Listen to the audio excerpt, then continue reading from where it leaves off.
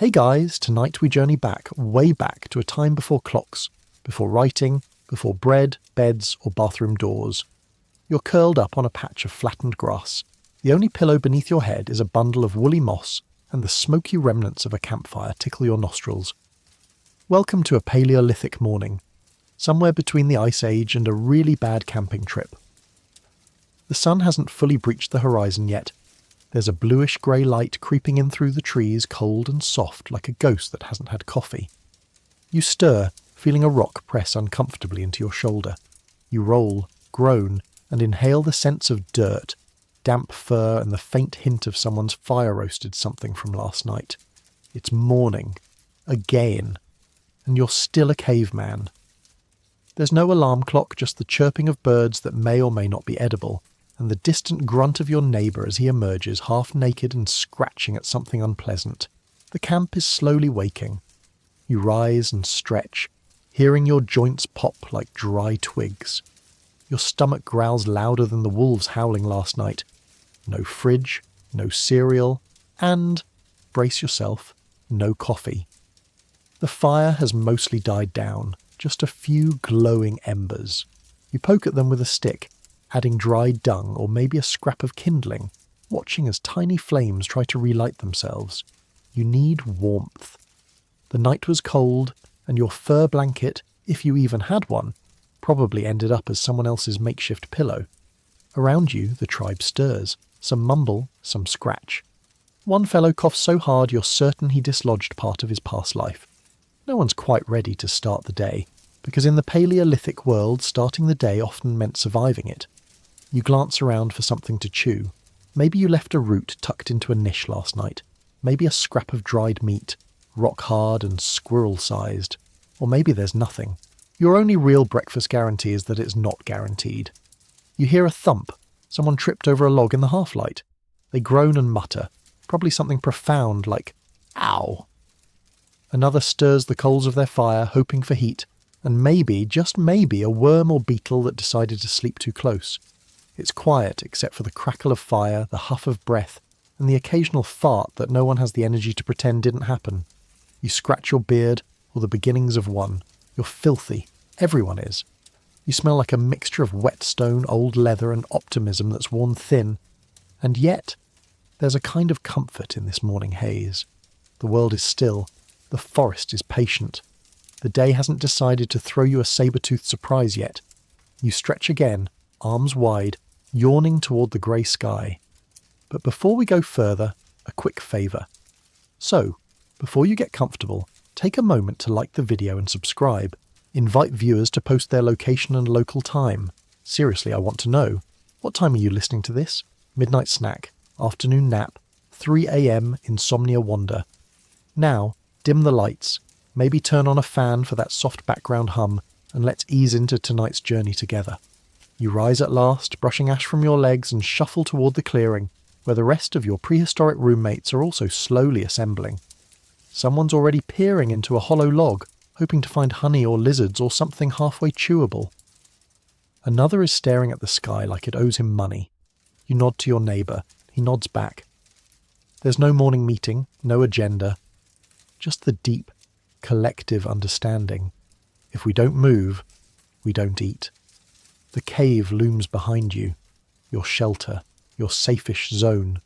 You slept near its mouth last night to avoid the bat guano stench deeper in. Someone snored like a dying mammoth. Another giggled in their sleep. And yet here you all are, alive, which already puts you ahead of that guy Og who wandered off and was never seen again. Though someone swears they saw his club half buried near the river, with bite marks. The day begins with no fanfare, no morning news, no brewed beverage, just the groaning shift of bodies and the distant cry of a bird you'd definitely eat if only it flew slower. You reach down to scratch something. You're pretty sure it's a bug bite. You hope it's a bug bite. You consider your options, forage, hunt, or pretend to be busy sharpening sticks. You sigh. The Paleolithic isn't glamorous, it's not even organised, but it is undeniably your world, and it's barely sunrise. You choose to forage today, not out of laziness, but practicality. Spears are heavy, mammoths are faster than they look, and let's be honest, You're not in the mood to die before lunch. So you grab a woven pouch made of questionable reeds and set off toward the forest edge, dodging your tribe's would-be hunters who are already arguing over whose turn it is to carry the sharp stick of honour. As you trudge past the fire pit, the morning air is crisp, earthy, and filled with the scent of damp foliage and your neighbour's unwashed armpits. You wave goodbye to no one, because goodbyes aren't really a thing here. If someone vanishes, you just sort of nod solemnly and take their spot by the fire. The forest welcomes you with an orchestra of rustling leaves and distant bird calls. Beneath your calloused feet, the moss is soft, cool, and slightly squishy in places that might be suspicious. You crouch low, eyes scanning for tubers or nuts, anything vaguely edible that won't lead to 3 hours of stomach regret and a shaman shaking bones over your twitching body. There's a root near a tree. Fat, pale, and tangled like a wrinkled foot. You dig it up with a flat stone and give it a sniff. Smells earthy. You chew the tip cautiously. It's bland, bitter, and vaguely like sadness, but it won't kill you. At least you think it won't. Nearby, another gatherer, your cousin probably, grunts with satisfaction as she pulls a handful of mushrooms from under a rotten log. You lock eyes. She gives a shrug. Edible? Poisonous? Trippy? Who knows? She licks one and waits. Classic science. You find some berries. They're deep blue, the kind that might nourish or annihilate. You crush one between your fingers. The juice stains like blood. Could be fine. Could also be your last taste of the world. You pop one into your mouth, whispering a quiet, hopeful prayer to the mushroom gods. 10 minutes later, your stomach hasn't exploded. Victory. Farther into the underbrush, you spot something promising. A bee's nest wedged into a hollow tree. Sweet, glorious honey. Nature's dessert. You approach with reverence, your inner monologue both excited and terrified. You want that honey.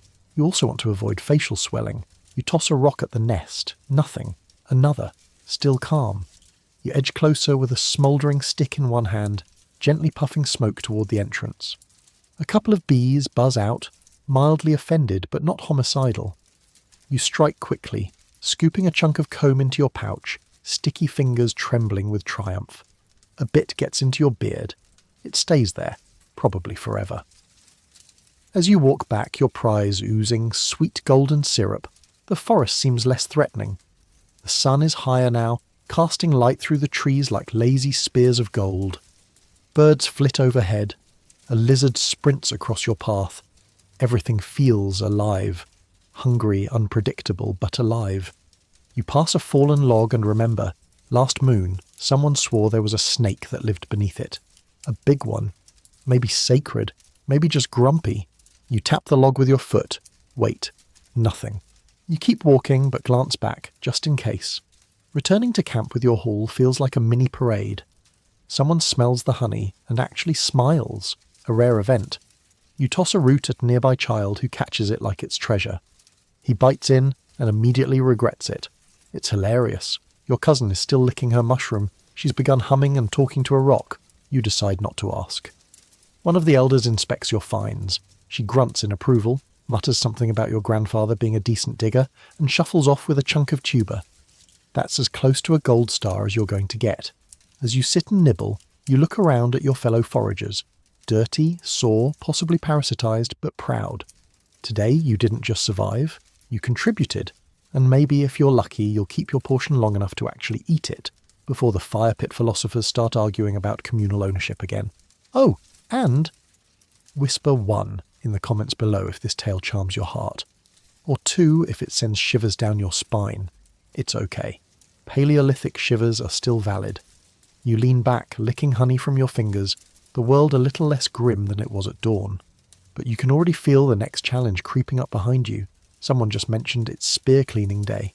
You sigh, stretch, and mutter your tribe's ancient phrase for "not it." The fire pit crackles lazily as the midday sun filters through the trees above. You're back in camp now, your belly not full but no longer hollow, and your fingers sticky with the remnants of honey and questionable roots. Around you, others lounge like prehistoric house cats, half asleep, half alert, and all vaguely annoyed about the heat. But even in this drowsy lull, the gossip flows. You sit near the smouldering coals, letting the warmth hit your knees while others gather in a loose circle. This is the Paleolithic water cooler, except instead of spreadsheets, the hot topic is that weird smell near the creek. Again. Definitely a dead animal, one says, nose wrinkling. Definitely a bear, another insists, gesturing with a charred stick. Someone else leans in and whispers, it's a spirit. The creek is cursed. You raise an eyebrow. That same guy swore last week that the moon was a ghost trapped in a sky basket. Still, you all lean in, just in case. Conversation is simple, punctuated by grunts, gestures, and the occasional dramatic reenactment. One man flops to the ground, belly up, tongue lolling, his impression of whatever creature made the smell. Everyone laughs. Even the baby shrieks in delight, though you're pretty sure it's just gas. The fire gets poked.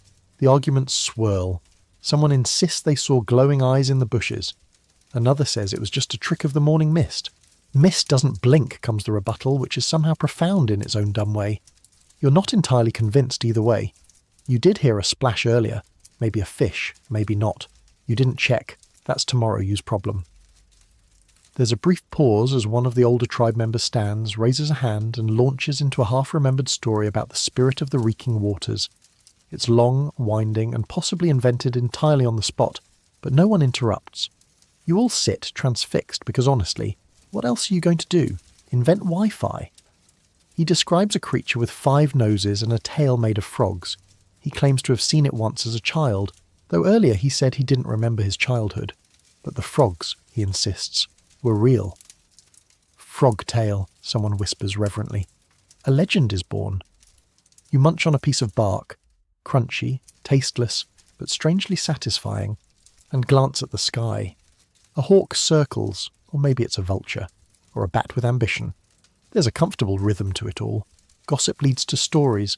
Stories lead to half-jokes. Someone tries to juggle stones. Someone else throws a rock at him. Classic entertainment. And amidst it all, the gossip continues. Not just about smells, but about who's secretly hoarding berries. About whether that one guy really did eat all the dried fish, or whether the raccoon tribe stole it. There's debate over whether anyone has actually seen the raccoon tribe. You say you have. You haven't. Then a hush falls. A newcomer shuffles in. A traveller from the next valley over, wearing a necklace of teeth and an expression that says he hasn't slept in 2 days. He sits. No one asks where he came from.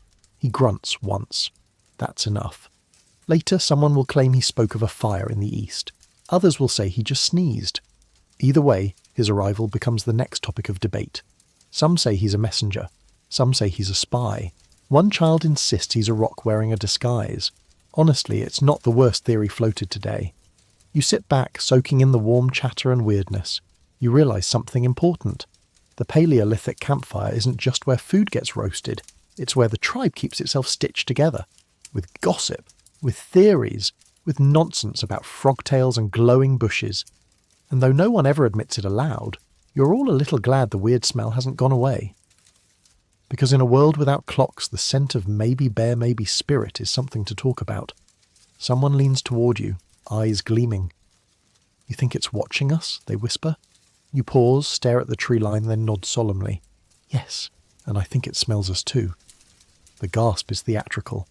The laugh that follows is even louder, and just like that, the gossip wheel spins on. You stretch your back, stand up, and decide it's time to do something more productive, which in Paleolithic terms means risking your life in the name of calories. You're joining the hunting party, or at least pretending to. No one really assigns roles around here. You just sort of announce you're hunting and hope no one asks too many follow-up questions. You make your way to the weapon rack, or more accurately, the communal pile of sticks that may or may not once have killed something. There's a spear with a flint tip, slightly cracked but better than the one held together with deer spit and optimism. You grab it, give it a half-hearted spin, and nod like a pro. Others gather, 3 men, 1 woman, and the guy who always forgets to put on shoes. He grins, showing off the remaining 2 teeth in his top row. A fine crew, a recipe for either glory or an embarrassing limp. You head out beyond the trees, into the quiet wilderness that feels like both home and enemy. The air grows cooler in the shade, and your footsteps crunch over twigs and dry leaves. Your eyes scan for tracks, hoof prints, disturbed moss, or droppings that still steam, because nothing says, "good day to hunt," like fresh poop. Then you spot it. a faint trail of flattened grass and broken brush. You all crouch, nod, and gesture in a mixture of instinct and made-up hand signs. Someone thinks it's deer, another swears it's a boar, and that one guy, of course, claims it's the same five-nosed spirit beast from this morning's gossip circle. You proceed anyway, your feet light, your grip firm. Every step is cautious. Every twig snap sounds like a thunderclap. You try to remember which mushrooms the healer said were for focus and which were for hearing colours. You probably should have written it down. But writing isn't invented yet. Suddenly, rustling up ahead, everyone freezes. You squat behind a bush, eyes wide, heart pounding. A figure emerges, small, brown, fast, small. You raise your spear. Breath held, muscles tense. It's a rabbit. You sigh. You lower your spear, but your neighbour hurls his. It misses spectacularly and clatters into a log. The rabbit flees. The moment evaporates, and the thrower mutters something about just testing the wind. You press on. A few hundred steps later, you reach a clearing. Animal prints are everywhere. Something big passed through here. Your team fans out, creeping like very determined, very hungry shadows. You ready your spear. And then, movement. A wild pig bursts from the underbrush. Chaos ensues. You chase. You pant. You scream something that might be motivational or just a panicked warble. The pig darts. You lunge, and your spear glances off its side, earning you a grunt and a glare that promises revenge. It escapes. You collapse onto the ground, panting, sweating, and reconsidering whether life as a berry collector might be more your speed. Around you, others flop into the grass, equally exhausted and empty-handed, except Barefoot Guy. He's holding a bird. No one saw him catch it. No one wants to ask. You lie there, staring up at the sky, clouds drifting lazily across a blue canvas. A breeze brushes your face. The trees whisper like gossiping grandmothers. And despite the failure, it's peaceful. This is hunting in the Paleolithic. High risk, questionable reward. A lot of running, not much eating. You close your eyes for a moment, letting the world spin around you, and then whisper, tap 3 in the comments below if this story makes you smile, or 4 if it leaves you chilled. It's okay to be both. Even cavemen had mixed emotions.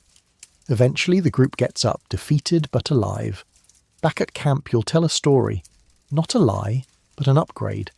Maybe the pig was twice as big. Maybe it roared. Maybe you almost had it, but it vanished in a flash of lightning and moral ambiguity. Who's going to argue? After all, if you can't bring back food, you can at least bring back drama. You return to camp bruised, sweaty, and slightly more humbled than you'd like to admit. Your spear drags behind you like a disappointed parent.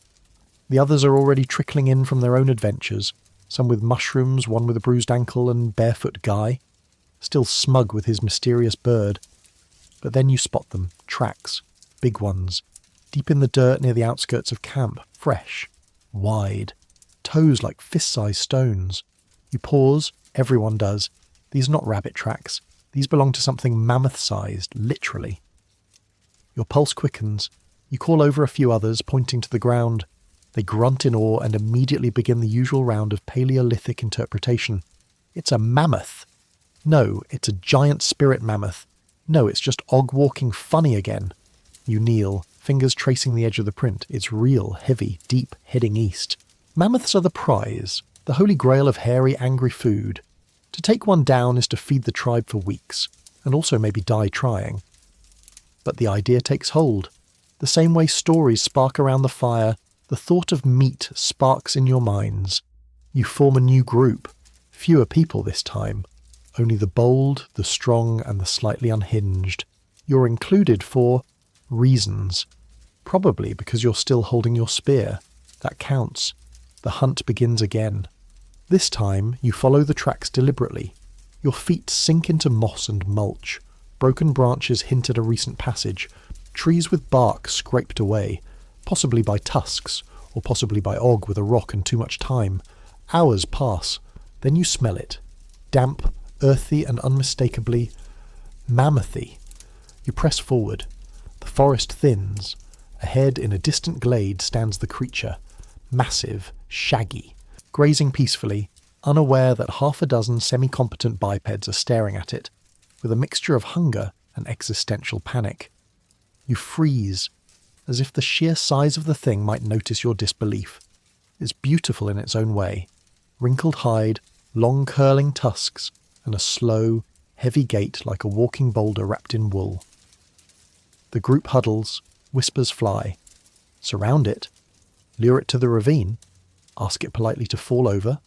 No one knows. You never really know, because there's no manual for taking down something that weighs as much as your entire tribe combined. Still, you try. Someone throws a rock. The mammoth flinches. Another waves a burning torch. The mammoth snorts. You shout. The mammoth turns, and with the casual grace of an ancient god it charges.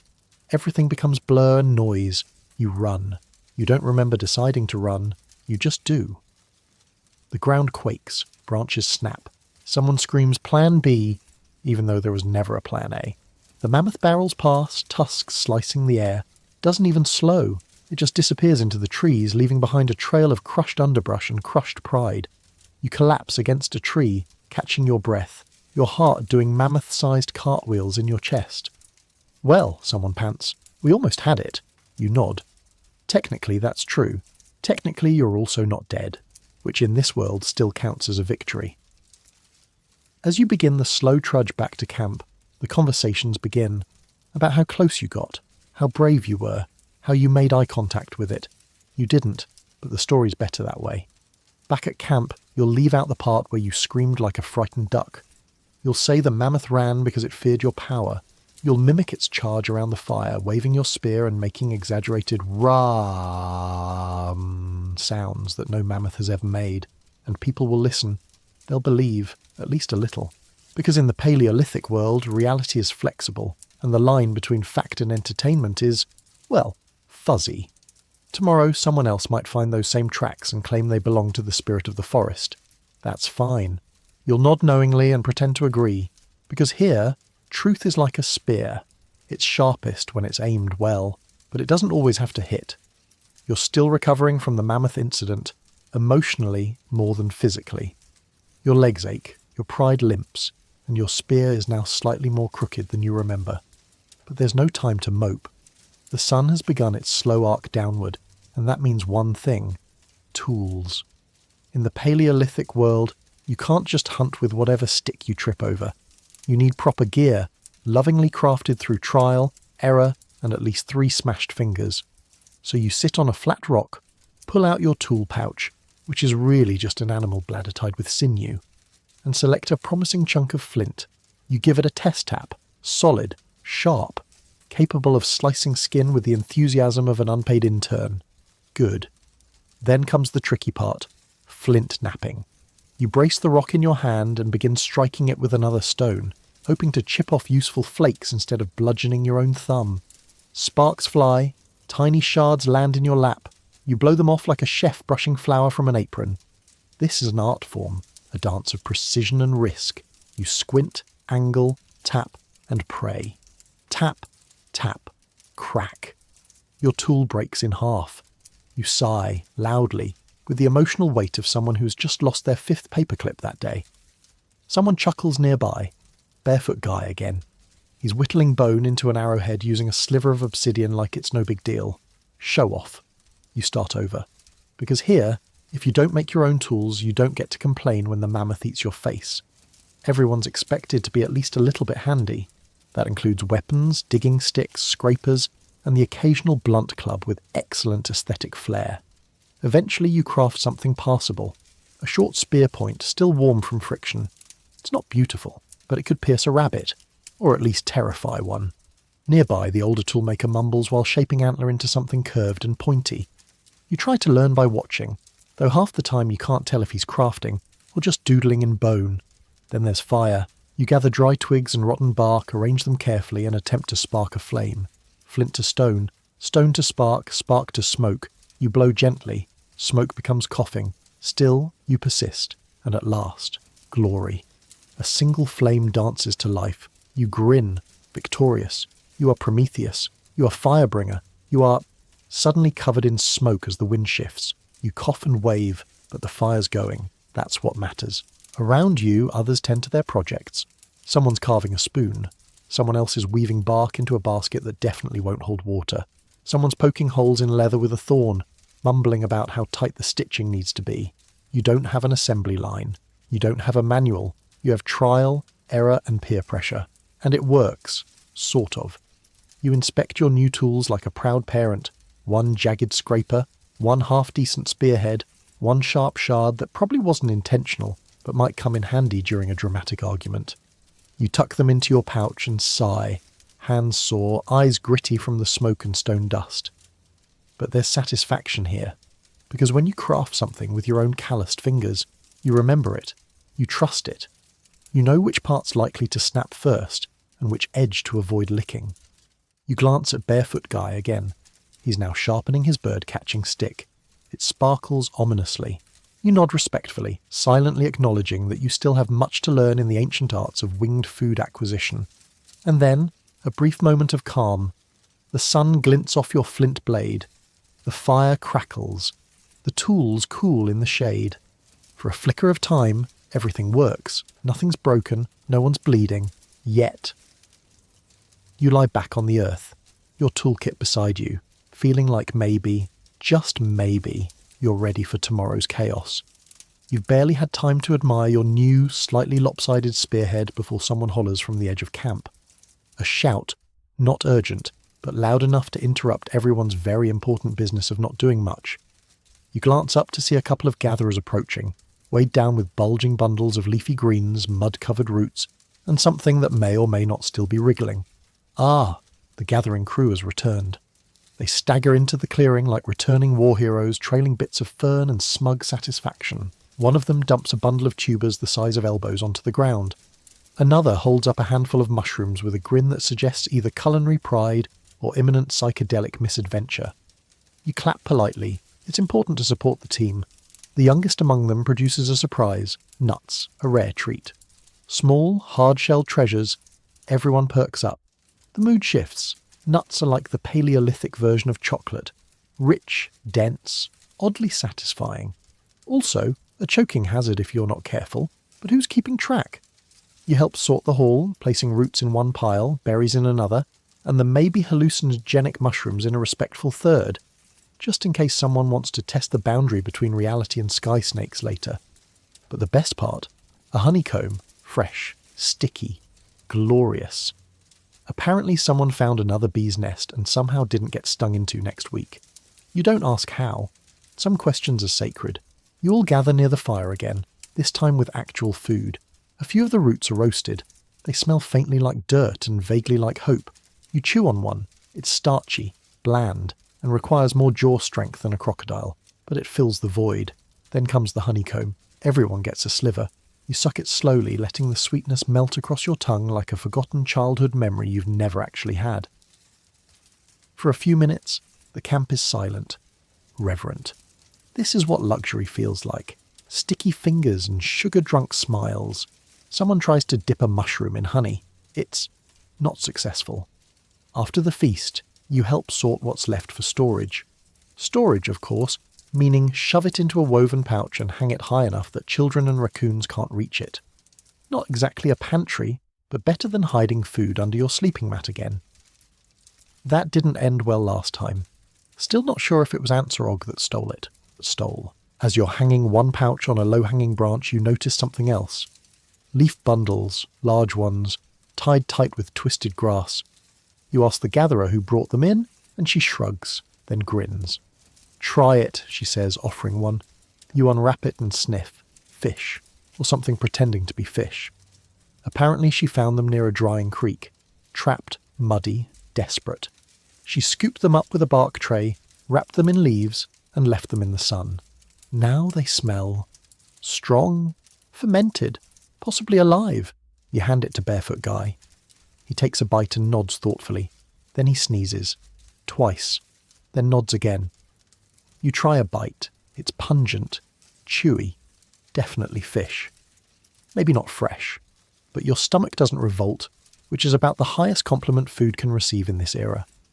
As the light begins to shift, turning gold, then copper, you help clean up. You tuck leftover greens under stones to keep them from blowing away. You pile extra roots near the fire. You kick a curious bird away from the berries, and you realise something odd. For all the chaos, the Paleolithic world has its routines. Eat what you can, share what survives, make fun of Barefoot Guy but trust him with the weirdest food. As you wipe your sticky hands on a hide tunic that really didn't need another stain, someone raises a bark cup and grunts something celebratory. You grunt back. That counts as a toast. You lean back once again, hands behind your head, and smile.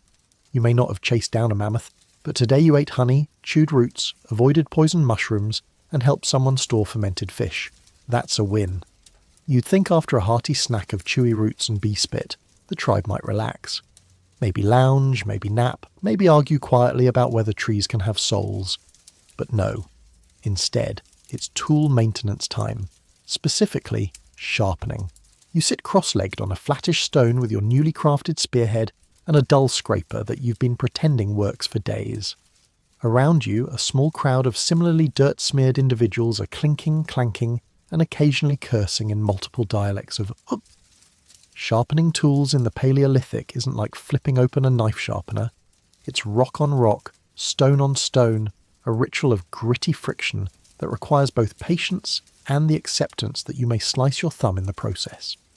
You strike a piece of flint against another, shaving slivers so thin they disappear before they hit the ground. Your fingers are already nicked from yesterday, but that's just normal wear and tear. You wince as a fresh scrape opens, just enough blood to feel heroic, not enough to bother the shaman. The older folks are better at this. One woman sharpens a bone knife so precisely it could split hairs. Another is working obsidian, a glassy black stone sharper than any modern scalpel. She wears a necklace of teeth and never blinks. You suspect she might be part deity. You, on the other hand, chip a groove into your scraper, and then promptly chip it again, in the opposite direction. You've made a zigzag. Unintentional, but hey, maybe it's a feature. Nearby, someone's trying to carve decorative lines into a club handle. He says it's for spiritual protection, but you know it's just because he wants his stick to look cooler than yours. And speaking of cool tools, there's an argument brewing over who gets to use the good chipping stone. It's flatter, smoother, and naturally shaped like a bear's foot, which makes it vaguely magical. Two gatherers are pointing, gesturing, and offering trades. One offers a dried frog. The other ups the ante with a honeycomb smear on a leaf. The drama escalates until the elder settles it with a firm grunt and a swift flick to the forehead of both offenders. Peace restored. You finally get your scraper sharp enough to slice a strip of leather without bending it. Triumph. You feel a burst of pride. Then you immediately drop it into the ash pile and spend 10 minutes trying to find it again. Tool maintenance isn't just about the tools. It's social. It's slow. It's a time for gentle mockery and shared frustration. It's where you overhear gossip, barter favours, and learn who's hoarding the best sinew thread. Someone nearby mutters about how, in the old days, tools were better. No one is sure what old days means here. Maybe 3 winters ago. But everyone nods solemnly, as if ancient technology peaked just before you were born. You pause to watch a child attempting to sharpen a stick by gnawing on it. He's proud. You clap. Then come the repairs. A digging stick cracked down the middle, tie it with hide cord, a sling with a frayed pouch, stitch it tight and hope it doesn't launch a rock into your friend's face again. Everything is mendable. Everything gets reused. Even the worst, most splintery spear, it can become a tent pole, or firewood, or a back scratcher. Versatility is the real innovation here. You rub the ash from your hands and look at your pile. One newly sharpened scraper, one moderately sharp spearhead, one deeply questionable zigzag tool, and a fragment of rock that might be useful for throwing at birds, or toddlers. You'll decide later. And there at your side, Barefoot Guy appears once again. He hands you a piece of bark carved with an image, a very questionable rendering of you, holding your scraper like a hero. You laugh. You thank him. You don't ask why you're missing both ears in the drawing. The sun dips lower in the sky. The tools are almost done. The clinks grow softer. Someone lets out a long sigh, and it's the most accurate summary of Paleolithic tool maintenance anyone could offer. You stretch your sore fingers and realise you've somehow bonded over friction, blood, and chipped rock. Honestly, not a bad way to spend an hour. You rise from your stone workbench, flexing your fingers and brushing rock dust from your knees, when someone calls out your name. Well, your grunt. That particular shh sound you respond to. You look up to see a wide-eyed teen gesturing frantically toward the cave. Apparently someone left Grug in charge again. Grug is Grug, a good soul, big heart, bigger hands, tiny attention span. He once mistook a painted turtle for a helmet, wore it for an hour. You make your way to the cave, already bracing for whatever mischief he's conjured this time. As you enter, the scent hits you, a blend of damp stone, drying hides, old ashes, and bear grease. Your eyes adjust to the gloom, and there he is, Grug, standing triumphantly beneath the cave ceiling, completely smeared in something that gleams suspiciously. His expression beams with pride. His hair is sticking up like he lost a fight with a static-charged porcupine. Behind him, a masterpiece. Across the ceiling, yes, ceiling, are freshly painted figures. A herd of deer with legs like sausages, a massive bison with 7 legs. A human figure, presumably you, holding what looks like either a spear or a really aggressive carrot. You blink. He gestures proudly. It's big, you manage. Grug beams.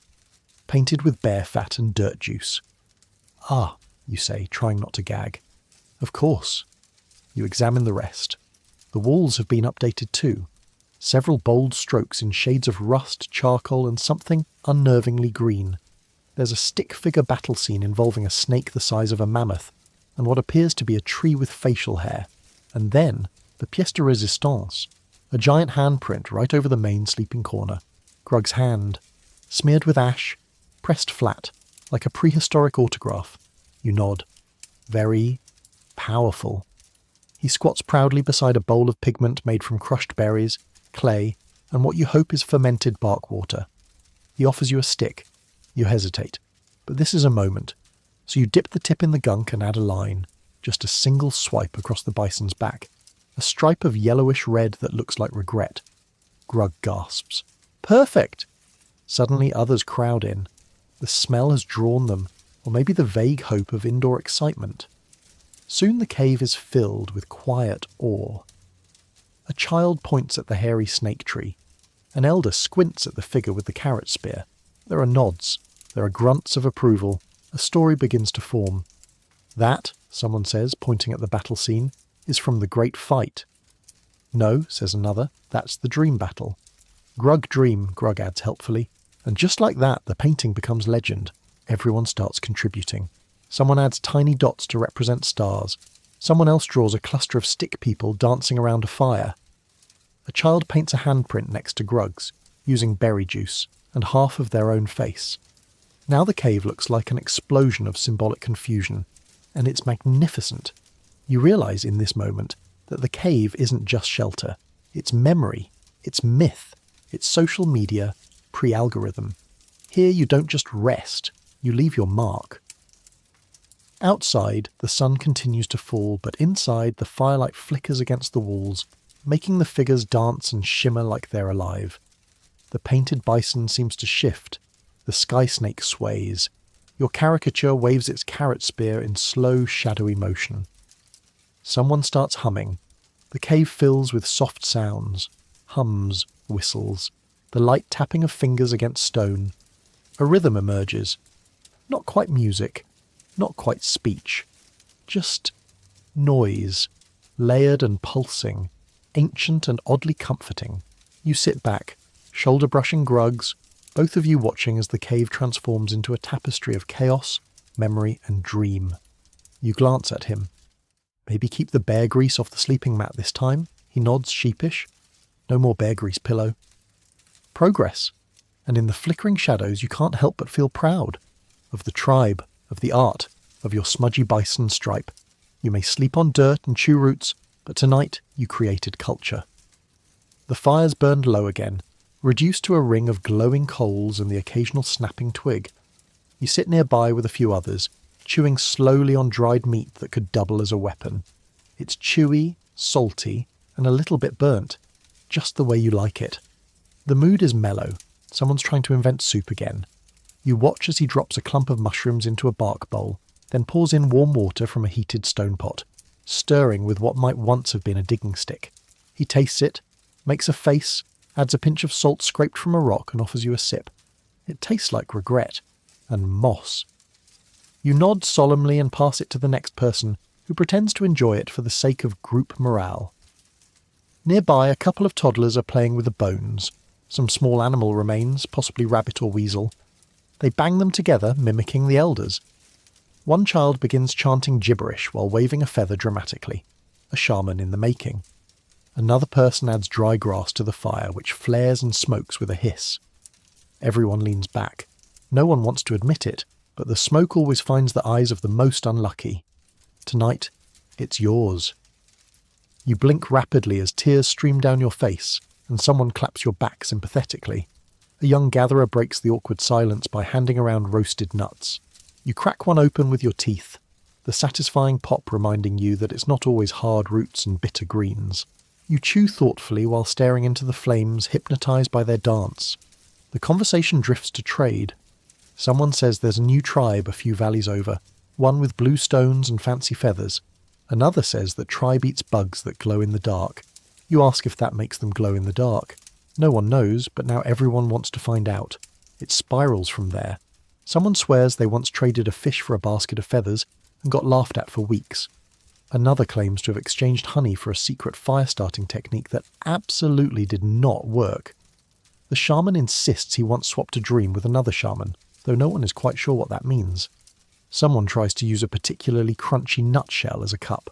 It doesn't go well. The laughter fades into gentle murmurs. You can hear the occasional grunt of someone shifting on the ground, the creak of sinew in a stretched hide sling, and the unmistakable crunch of someone stepping on a twig far too confidently. Night is fully in command now. The stars are beginning to blink through the canopy. You spot a few familiar constellations, though of course your tribe doesn't call them that. That one's the Great Elk, and the other's upside-down firelog. You lie back and let your tired limbs sink into the cool earth. The air is thick with smoke, sleep, and that smell of slightly overcooked mushrooms. A moment later, someone asks the important question. Where's the rest of the dried meat? Everyone glances at one another, suspicious. You do a mental inventory. You definitely had 2 pieces. Now you only have 1. You narrow your eyes at Barefoot Guy, who is suddenly chewing with great enthusiasm. No one accuses anyone aloud. That's not the way. Instead, someone stands and loudly announces, "Time to make more dried meat," which is tribal code for, "We know you stole it, but let's pretend you didn't so we can all move on." There's comfort in these little rituals, the stolen meat, the bad soup, the shared smirks around the fire. It's messy, smoky, and often smells like mildew, but it's home. And as you pick another twig from your hair and lie down to finish your last scrap of meat, you think to yourself, there's something weirdly wonderful about the fact that no matter how primitive life is, there's always one guy trying to cook soup that nobody asked for. You wake to the soft thump of something landing near your head. Not the worst way to start a Paleolithic morning, but not ideal either.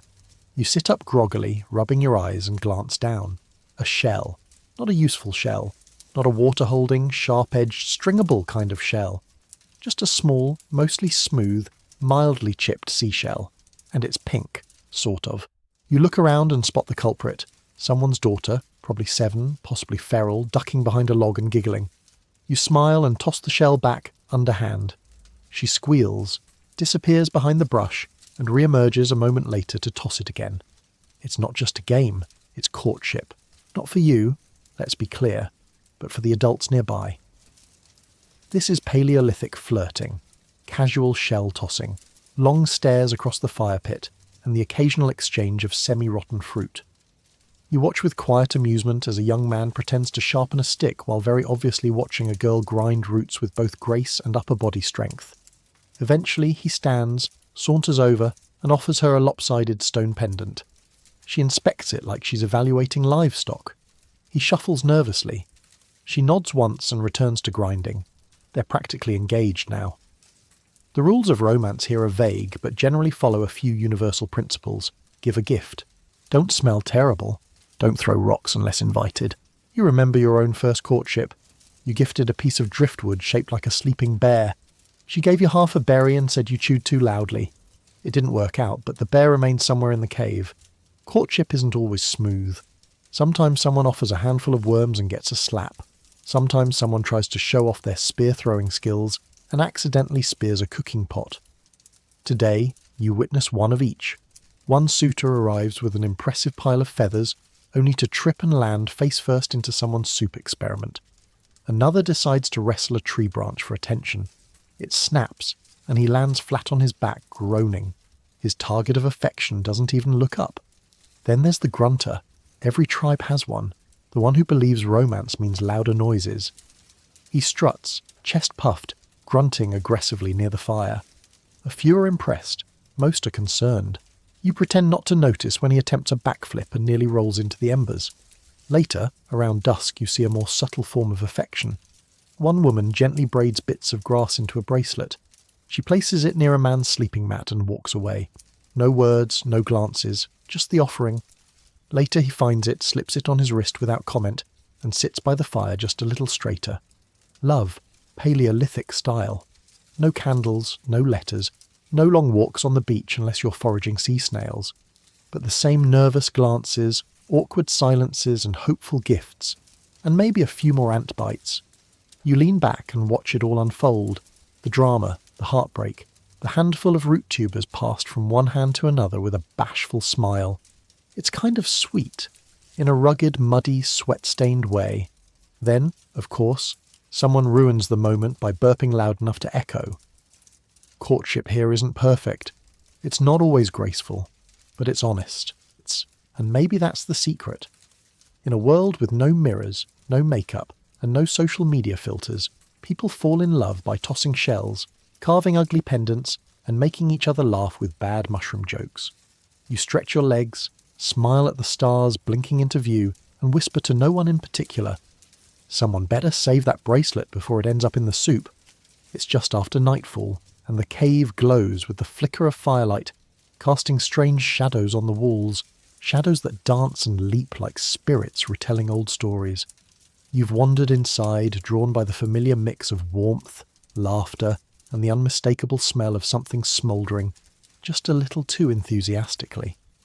You find yourself a spot near the back, right next to a pile of animal skins that may once have been bedding, and are now possibly hosting a thriving insect community. It's not exactly plush, but it's home. Grug, still flushed with the pride of his recent art spree, is back at it again. This time he's taken a stick dipped in ash and is trying to draw a bison mid-jump. It mostly looks like a rock with legs, but everyone agrees it's very dynamic. You nod supportively. Then it happens. The bowl of grease set too close to the fire pops. Just a tiny splatter, but enough to catch the edge of a woven mat. A spark jumps. The edge smoulders. Smoke rises. Everyone freezes. Someone coughs dramatically. Grug stares in horror. You lunge forward and stomp the fire out with your foot, dancing awkwardly in circles while slapping it with a folded hide. After a few tense seconds, the danger passes. You sit back down, panting. "Well," someone mutters, "at least now we know the mat was flammable." There's laughter, nervous at first, then louder. The tension melts. The near disaster becomes tonight's main entertainment. And as it turns out, it's a perfect segue into another beloved cave activity. Storytelling. A hush falls over the group as the oldest woman in the tribe, her hair a wild nest of grey and her voice like dry leaves rustling, leans forward. She stirs the fire with a stick, letting the embers cast her face in flickering orange. She begins. The story is familiar. Everyone's heard it, but no one dares interrupt. It's the tale of the moon beast. Part wolf, part shadow, all teeth. It comes when the fires die low, sniffing for those who fall asleep too far from the light. The beast was born, she says, when the moon fell in love with a hunter and broke itself into pieces trying to follow him. You've heard versions of this tale, some romantic, some tragic, some involving a suspicious number of mushrooms. But this version includes a new detail.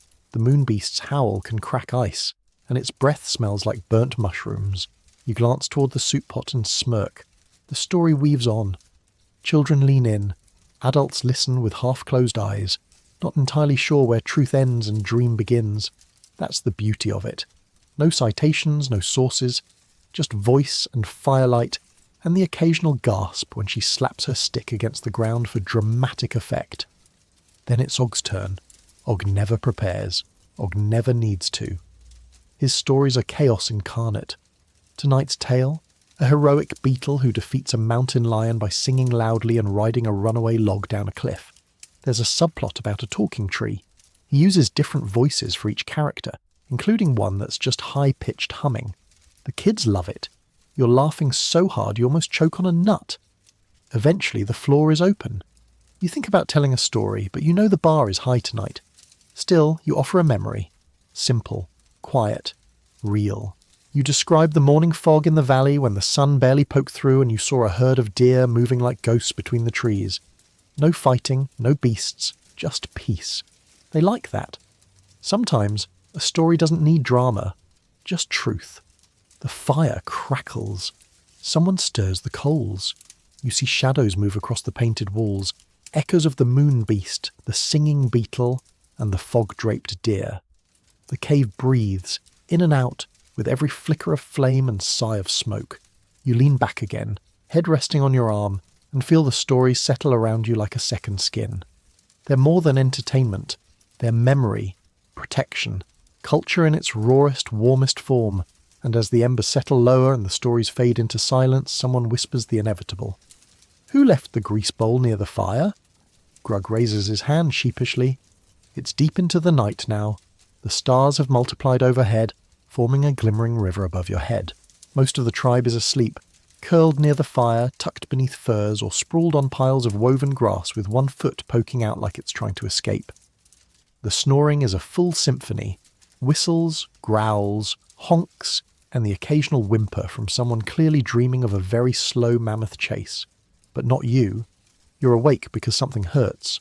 A bruise, a bite, or maybe just the existential ache of sleeping on gravel. So you limp, discreetly, to the edge of the clearing where the healer is nestled beneath a lean-to of sticks and hides, surrounded by bundles of leaves, bones, and at least one skull you're pretty sure is decorative. She sees you coming and gestures for you to sit. You do, carefully. "What is it?" she grunts, already inspecting your leg with the kind of confident poking that suggests she's either very experienced or very bored.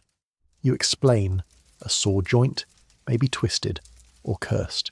You're not ruling anything out. She nods gravely and selects her tools, a paste made of chewed bark and something that smells like rotten pine cones, a wad of moss, and a polished antler for rubbing sore muscles. She begins her work, blowing on your knee, tapping it gently with the antler, then smearing the pungent paste on it with her bare hand. You wince. It's cold, sticky, and vaguely humming. "This will help," she says, "or it will keep the spirits distracted." "From what?" I ask. "From noticing you," she replies without a trace of irony. "Ah." Next, she waves a bundle of burning herbs over your face. Smoke fills your nostrils. You cough, and your eyes water. But she seems pleased. You watch her as she works, calm, methodical, humming a soft, repetitive tune that might be a song or might be a warning. Her fingers are cracked, nails dark with soil. Around her neck hangs a pouch that smells like every tree in the forest, crushed into a single sniff. She reaches for a bone charm and presses it into your palm. "Sleep with this," she says. "It's from a bird that never dies." You try not to ask questions. There's a scholarly debate among your people. Does her medicine work because it works, or because you believe it does? Experts, if you can call them that, are still divided. Some say the bark paste actually draws out swelling. Others argue it just distracts you from the fact that your leg still hurts. But the thing is, you do feel better. Maybe not physically, but emotionally, like someone's noticed your pain and honoured it with ritual and smoke. She hums again and tells you a story, not a big one, just a tale about how the moon once healed a boy by whispering wind into his ears while he slept. Healing, she says, is mostly about listening. You nod, unsure whether she means to your body, to the spirits, or to her. Possibly all three. Before you leave, she gives you a sip of something bitter from a horn cup. It tastes like fermented moss and wet regret. Your throat burns. You burp. She pats your cheek. "You'll sleep now." And she's right.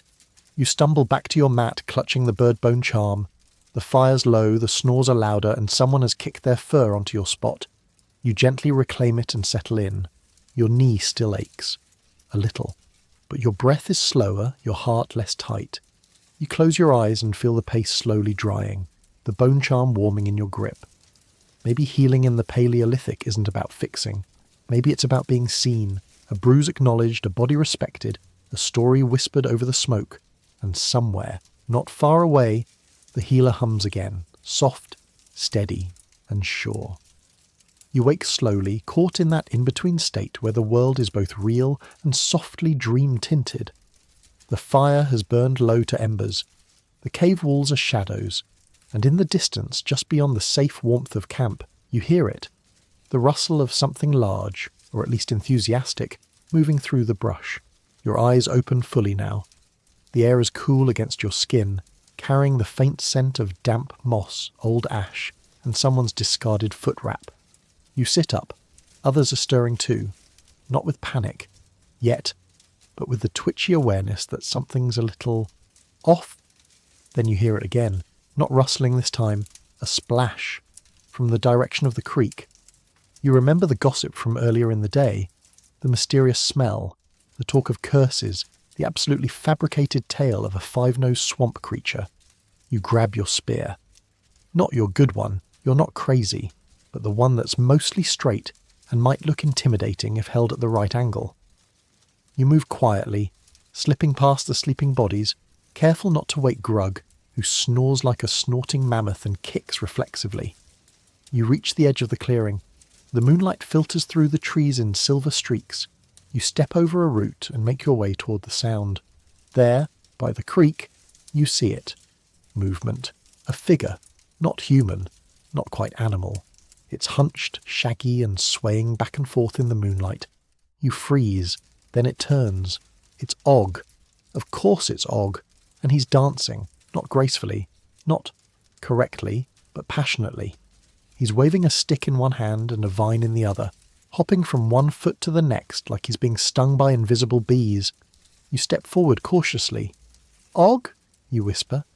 He stops, turns slowly, eyes wide, hair wild. Moon told me to dance, he says. You nod slowly. Of course it did. He points at the sky. Said, shake your bones or the forest forgets you. You look up. The moon is full, bright, and, to be fair, slightly smug tonight. It's not the weirdest thing it's ever inspired. You sit beside him on a rock as he catches his breath. This, apparently, is his moon ritual. Others arrive, one by one, drawn by the noise or the curiosity or the faint hope that someone brought snacks. Soon there's a small crowd by the creek, watching Og resume his interpretive moon gyration. Someone starts humming. Someone else joins in. A third begins clapping rhythmically against a hollow log. You're all in it now. A few others start swaying.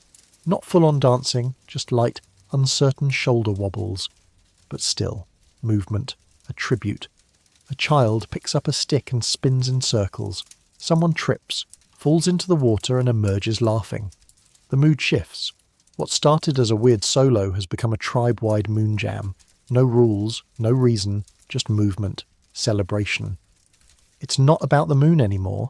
Not really. It's about release, about connection, about the sheer ridiculous joy of being alive in a world where everything tries to eat you but hasn't.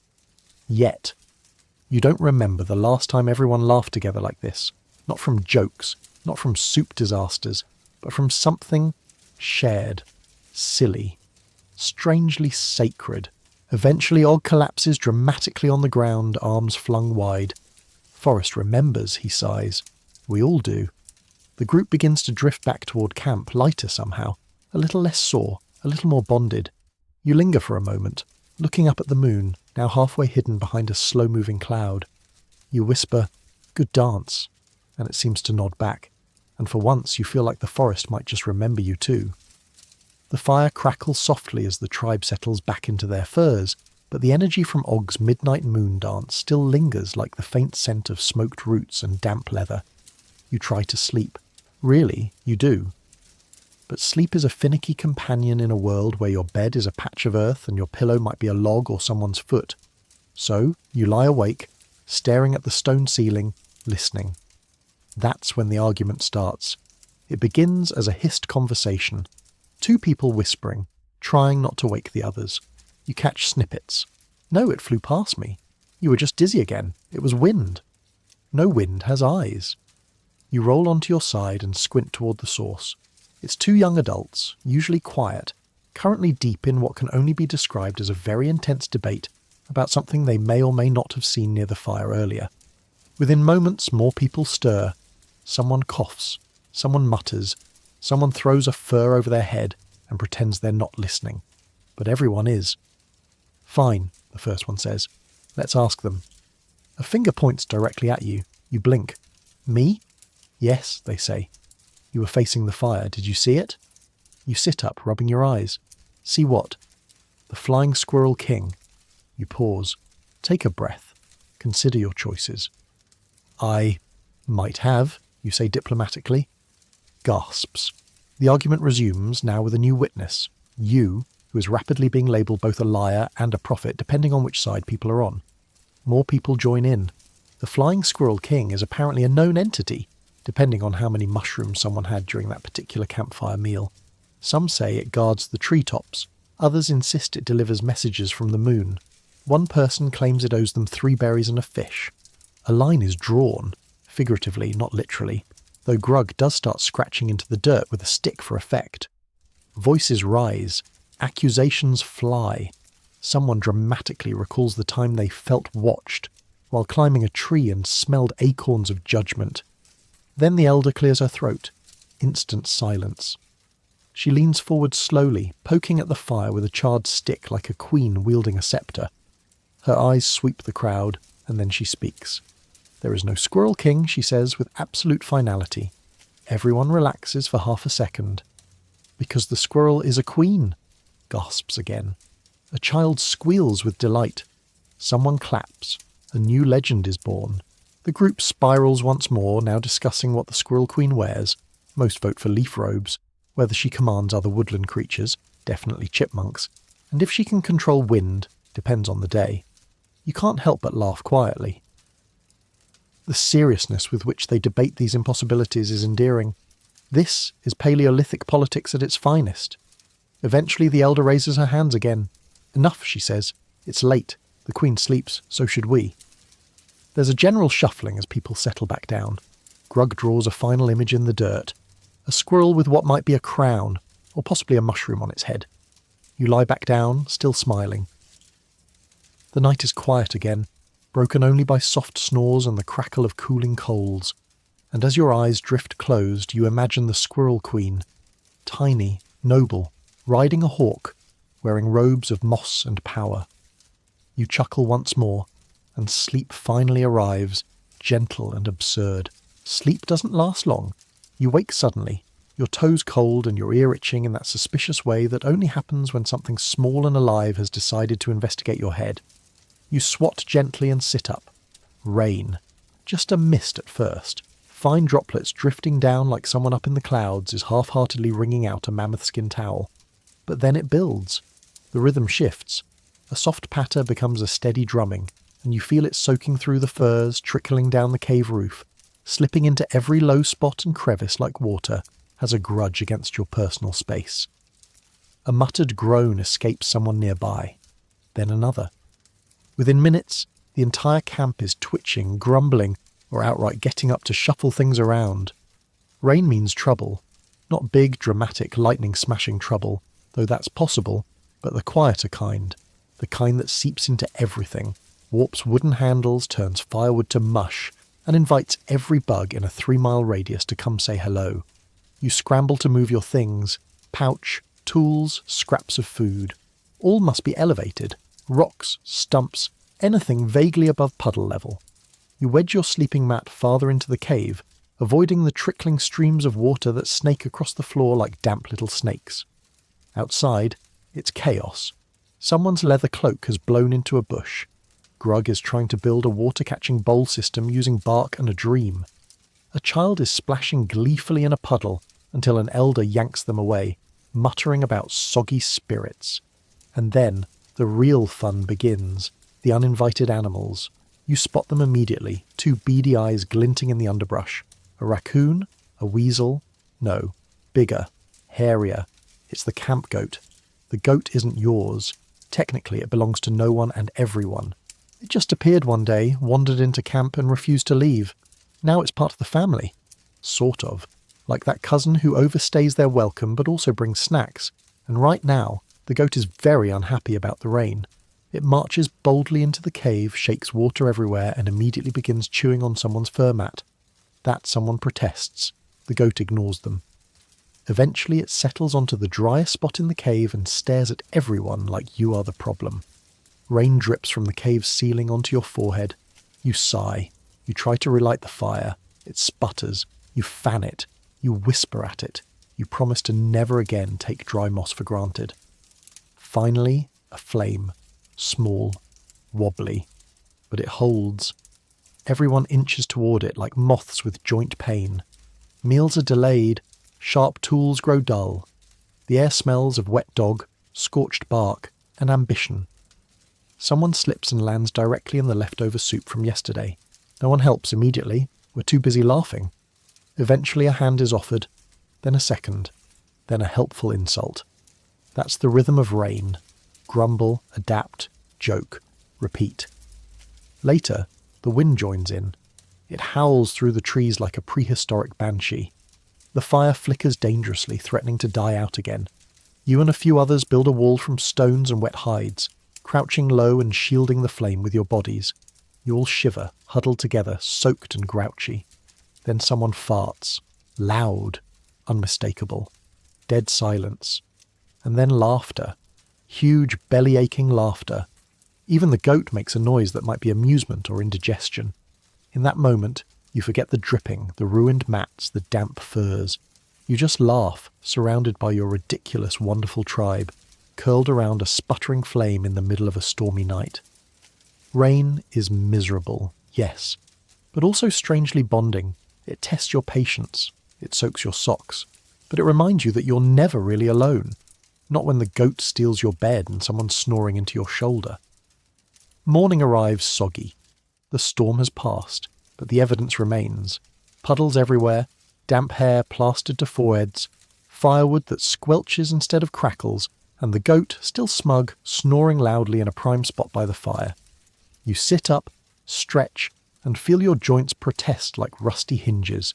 Your tunic is damp in places you didn't know fabric could hold moisture. Everything smells faintly of mildew, wet fur, and disappointment. But you're alive, and no one floated away during the night, so you count that as a win. And now it's time for your favourite part of the morning, observing the shaman. She's already up, of course. She never seems to sleep, or if she does, it's with one eye open and a raccoon tooth under her tongue. You watch as she circles her little nook near the back of the cave. It's part sanctuary, part mystery zone, part natural hazard. Bones dangle from twisted cords of sinew. Feathers are stuck into every available crevice.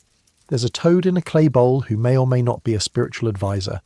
A pile of stones is arranged in a pattern that changes daily and definitely means something, although nobody, including her probably, knows exactly what. Today she's humming to herself, waving a smoking bundle of the herbs that smells like burnt celery and crushed insects. The smoke curls and coils around her, giving the impression that she's part spirit, part very determined herbalist. You approach with caution. "Leg better?" she asks without turning around. You nod. "Thanks to your paste." She grunts, pleased, and gestures for you to sit. You do, cross-legged, on a mat made from woven reeds that's just dry enough to avoid being a sponge. She begins her ritual, not on you, but near you, which is somehow more unnerving. First, she tosses a handful of powder onto the coals. It flares up with a spark, sending greenish smoke toward the ceiling. The goat snorts in its sleep. Someone coughs. The cave briefly smells like mint and anxiety. Then she selects a feather, not a small, polite feather. This one's from something large, maybe an eagle, maybe something less identifiable.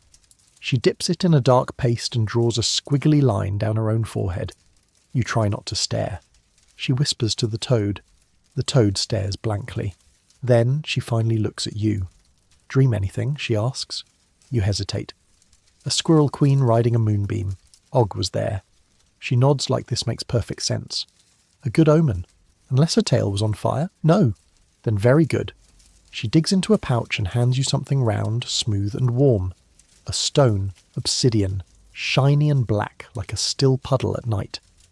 "Keep it," she says. "It listens better than most people." You clutch the stone. It doesn't feel magical, but it's got a nice heft, and the shaman just implied it might be a better conversationalist than Grug, which honestly isn't far off. Around her space, others have started arriving. Not to be healed, necessarily, but to be seen, to be close to the mystery. A young woman brings a broken necklace. A child presents a rock shaped like a face.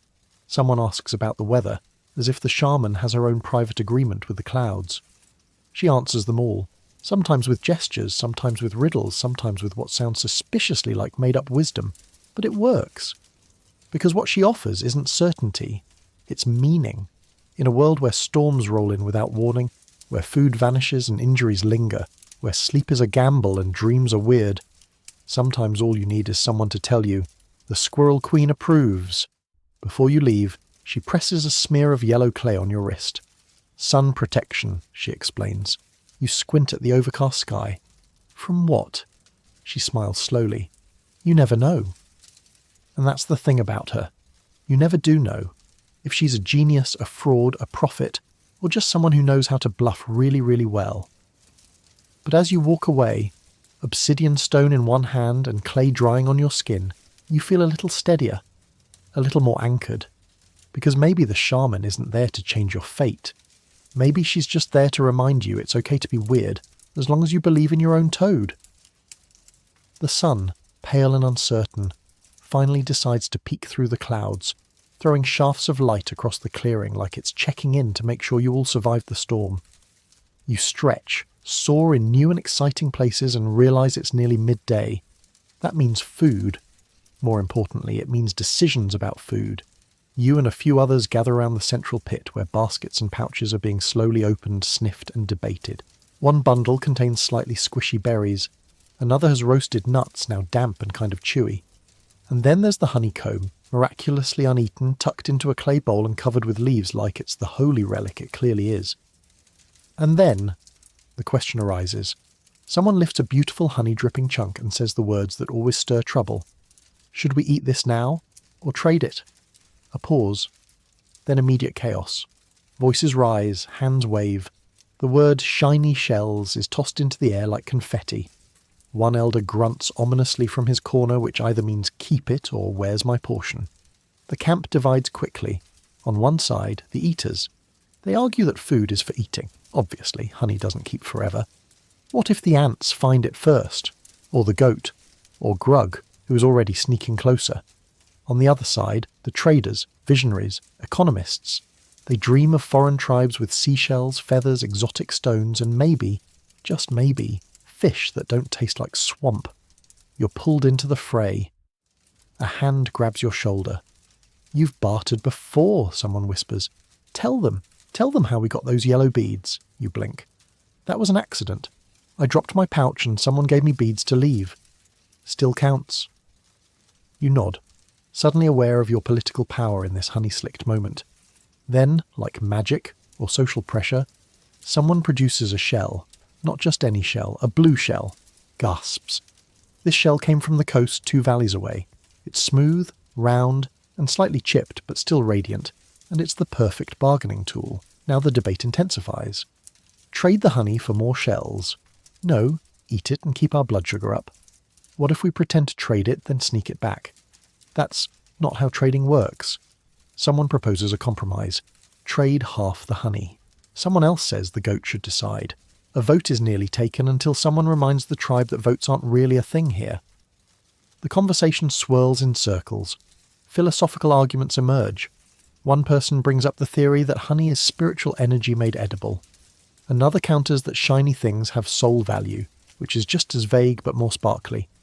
Finally, the elder with the quietest voice speaks. We can find more honey, she says, but right now, we're here, hungry, and we have each other. Silence. Then someone sighs. Then someone else nods. The honey is passed around, carefully, reverently, like it's a sacred artifact. Everyone gets a bit. Even the goat. Especially the goat. You suck the golden sweetness from your fingertips and feel your shoulders relax. It's warm, thick, comforting. It tastes like sunshine and luck. The blue shell is placed on the storytelling shelf next to a particularly haunting bone flute and a rock shaped vaguely like a duck. Maybe you'll trade next time, or maybe you'll keep bartering stories, songs, and the occasional mildly cursed mushroom. But today, you ate the honey, together, and somehow that feels like the right choice. The sun is now a bright, hazy disk overhead, warming your back just enough to make you forget the chill of last night's rain. You stretch, exhale, and for a fleeting moment almost feel civilized, until you look down at your legs, scratched, muddy, and covered in what may or may not be bug bites. And remember, this is the Paleolithic. You're not clean, you're not comfortable, and now you're itching. You scratch absent-mindedly, then realise everyone around you is doing the same. It's not contagious, at least not technically, but it is a universal reality in the tribe. Sand fleas, biting gnats, mysterious red bumps, and the ever-horrifying suspicion that something just crawled into your ear and laid eggs. It didn't. Probably. You glance over at the shaman's corner.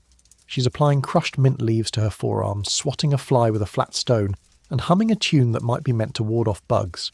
It's not working. One of the gatherers nearby lifts their shirt to reveal a constellation of welts. "Look," they say proudly, "this one looks like the Elk Cave painting." Someone else snorts. "I've got a beetle bite on my backside shaped like a bison." You suddenly realise even suffering becomes a kind of badge around here.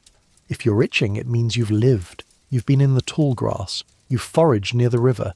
You've earned your irritation. Still, you try remedies. You rub mud on your legs. It helps for 10 minutes, then flakes off and takes half your dignity with it. You try rolling in smoke near the fire. The smoke helps. So does gagging. Someone suggests chewing bark and spitting it on the bites. You politely decline. Eventually you visit the healer again. She hands you a bundle of damp moss and tells you to tap it with gratitude. You try not to ask questions. Meanwhile, Barefoot Guy is just not itchy. He walks calmly through the grass, shirtless, smug, and completely unfazed. You're convinced he has some secret. Perhaps he was born without paws. Perhaps the bugs have a union agreement not to mess with him. Either way, it's infuriating. You sneak up and sniff him, purely for scientific reasons. He smells like smoke, tree sap, and smugness. You try to copy his regimen, rub sap on your arms, sing softly to a bush, and pretend not to care. The results are mixed. Later in the day, a group forms around the fire to share anti-itch tactics. Someone claims that standing in cold water for 5 minutes helps. You try it. Your feet go numb. Your itches remain. Someone else rubs ashes into their skin. Effective? Unknown. Stylish? Debatable. Then someone presents a small clay bowl filled with what looks like mashed beetle parts and moss. This, they say, is from the old woman who lived near the river before she was eaten by the forest. You hesitate, they shrug. Worked for her. Eventually the itch fades, either from the remedies or from sheer exhaustion.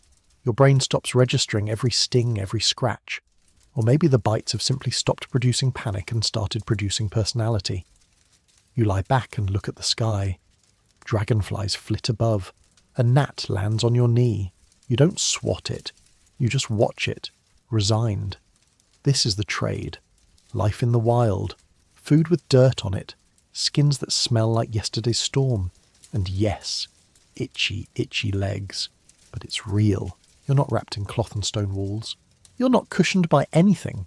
You live in the dirt with the dirt part of it. And sometimes that means welts in the shape of elk. You scratch again, then smile. Because in the Paleolithic world, you don't get a trophy for survival. You get bug bites. The sun dips lower now, casting long shadows through the trees, golden and sleepy. The air feels heavy, warm from the afternoon, and thick with the sounds of rustling leaves, buzzing insects, and the occasional squeal from a child who's just discovered the pure joy of throwing bones. You try to nap. You really do. But napping in the Paleolithic is like trying to sleep during a family reunion held in a tent full of squirrels. Every time you settle into a comfortable position, if you can call a fur-covered rock comfortable, something crashes, yelps, or explodes in laughter nearby. And today it's the children. They're everywhere. Little bodies with muddy knees and twigs in their hair, darting through the camp like someone sprinkled sugar into their marrow. They shriek, giggle, throw handfuls of pebbles into the air for no reason other than the joy of watching them fall. A toddler waddles by, dragging a stick twice their size. Another runs full speed into a tree and bounces off with a delighted scream. A third is chewing something. No one knows what. Everyone's too tired to ask. Their chaos is part of the tribe's rhythm like firelight or fart jokes, and today they're in peak form. You sit up groggily as one of the older kids races past with a bundle of feathers shouting, "I'm the Sky King!" The others chase after him with sticks, chanting something that sounds vaguely threatening. Someone nearby sighs. They've been playing that game for 3 days. What's the objective, you ask? No one knows. You smile. Around the fire, the elders are watching with amused detachment. One shakes their head. In my day, we played quietly. You politely suppress your laughter. Then there are the chores, or rather, the creative ways children avoid them. Go fetch water, one adult says. The child nods enthusiastically, and then disappears into the forest for an hour, returning with a handful of leaves and a wide smile, no water. Grind these roots, another adult says. The child begins, gets bored within seconds, then starts carving faces into the side of the grinding stone. Honestly, they're not bad. Teenagers are even more unpredictable. One is currently lying in the shade with a sharpened bone, carving what might be a poem or might be angry stick figures. Another is attempting to reinvent sandals using bark and goat hair. You watch as the strap immediately snaps and the bark flies across the clearing. He sighs dramatically and declares, "Nothing ever works." You resist the urge to pat his head. Then there's the sacred rock. It was once part of a boundary marker. Important. Revered. Now? It's been redecorated with berries, smeared mud, and a smiley face. Apparently it's now the laughing rock, and any child who touches it without laughing is declared cursed for an hour. The adults have given up trying to stop it. At least the kids aren't setting anything on fire today. You walk past a group playing a complicated game involving bones, sticks, and what might be interpretive dance. The rules change every 5 minutes. A goat joins in. It wins. Later, as the sun sinks low, the games begin to slow. The youngest curl up near the fire, too tired to argue. A few teenagers strum crude flutes or poke at the embers, murmuring songs they half remember from nights like this. One child sits beside you and hands you a drawing on a flat piece of bark. It's you, sort of. The proportions are interpretive, but you recognise the flint scraper and the beard. You ruffle their hair in thanks. Children, in all their chaos, are the pulsing heart of the tribe. Loud, curious, often filthy, and constantly inventing new ways to make everything around them wobble. They're annoying, they're hilarious, and they're the reason the tribe remembers to smile. Because in a world of survival and storms, of bug bites and burnt soup, it's the sight of a toddler trying to ride a log like a horse that makes it all feel, somehow, worth it. Evening settles in, soft and amber, as if the whole sky has exhaled and decided to dim the lights for you. The children have mostly collapsed in a pile of limbs and drool near the fire. Someone's stirring a pot of something hopeful. You're considering lying down when a hush falls across the camp. Not a fearful hush, no danger, but the kind of silence that arrives when everyone collectively realizes something unusual is about to happen. The elder stands, not the one who grunts a lot. The other one, the one with a spine like a question mark and a gaze like ancient flint. She shuffles slowly to the centre of camp, dragging behind her a woven pouch and a bundle of long grass. Everyone shifts, straightens, stirs. It's time. The moon is just rising, fat, round, glowing like a story waiting to be told. And that means only one thing, the moon ritual. No one knows exactly what the ritual means. It changes every few seasons. Sometimes it involves fire, sometimes feathers. One year it included a ceremonial dance with rocks that left 3 people limping for days. But no one dares skip it, not even Grug. You rise and join the circle forming around her. Everyone moves slowly, reverently, but also a little uncertainly, because let's face it, no one ever really knows what to do. The elder begins by laying out the grass in a spiral pattern. She mutters something. You catch the words spirit, sky, and fart wind, though that last one may have been her knees.